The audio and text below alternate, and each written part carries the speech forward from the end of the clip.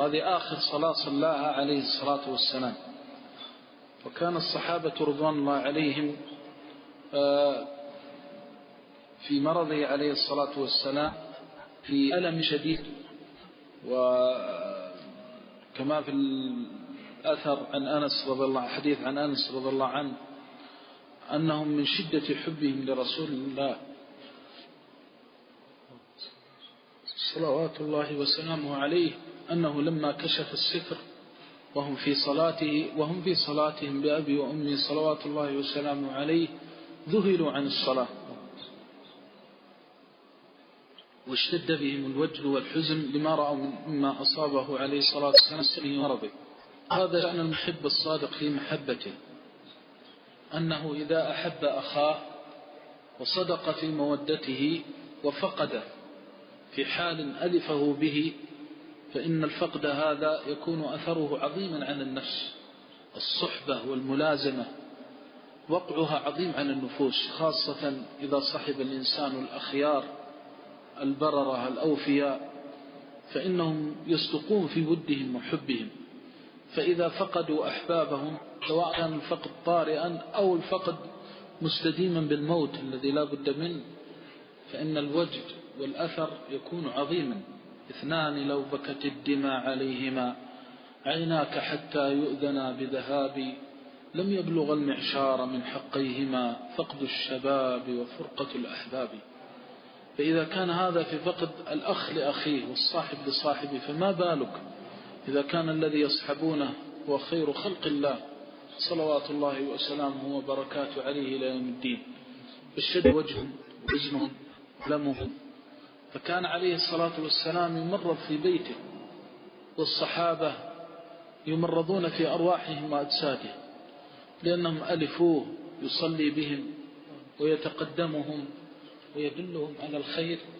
فهذا الفقد ليس كفقد الدنيا، ليس كفقد الإنسان لأب يطعمه ويسقيه، ولكن فقد الروح، غذاء الروح الذي هو أعظم وأجل، فهو السراج المنير والبشير الذي صلوات الله وسلامه عليه، وهو الرحمة المهداة والنعمة المسداة.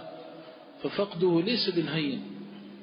وما عاش أبو بكر رضي الله عنه، أتعجب الإنسان تأمل إذا فقدت أبا أو فقدت أما أو فقدت عزيزا، كيف يكون أثر هذا الفقد؟ فإذا كان هذا في أبوة الدنيا وكان هذا في قرابتك، فكيف حال؟ أتعجب حين يصيب الإنسان لا قدر الله مصيبة بفوات عزيز. لماذا كان العلماء والصلحاء يقولون تعزى بوفاة النبي صلى الله عليه وسلم؟ اصبر لكل مصيبة وتجلدي واذكر مصابك بالنبي محمد عليه الصلاة والسلام. والله إني أتعجب حينما تفارق الوالدين وهم أعز من بينك وبينهم الود وأصدق الناس، فتجد من الحزن تجد وكنت تعجب يقول كيف الصحابة لا فقدوا رسول الله صلى الله عليه وسلم. أي يوم ذاك اليوم الذي ألفوه في مسجده وألفوه في محرابه وألفوه على منبره شاهدا ومبشرا ونذيرا، يقف على المنبر فتتفجر ينابيع الحكمة من بيانه صلوات الله وسلام عليه. ثم فجأة إذا بهم لا يرون شخصه ولا يسمعون قوله، وقد سمعوا عليه الصلاة والسلام وشهدوا مشاهد التنزيل وعاشوا تلك الأحداث. وقع عظيم، أعظم مصيبة في فقد العزيز فراق النبي صلى الله عليه وسلم. الصحابة رضوان الله عليهم كانوا في مرض الوفاة، هذا على أمر عظيم. وكنت أتعجب أقول ما أعظم صبر الصحابة رضوان الله عليهم على فقد النبي صلى الله عليه وسلم. وأعجب عندي من صبر الصحابة صبر أبي بكر رضي الله عنه، ولذلك ما عاش بعده إلا سنة.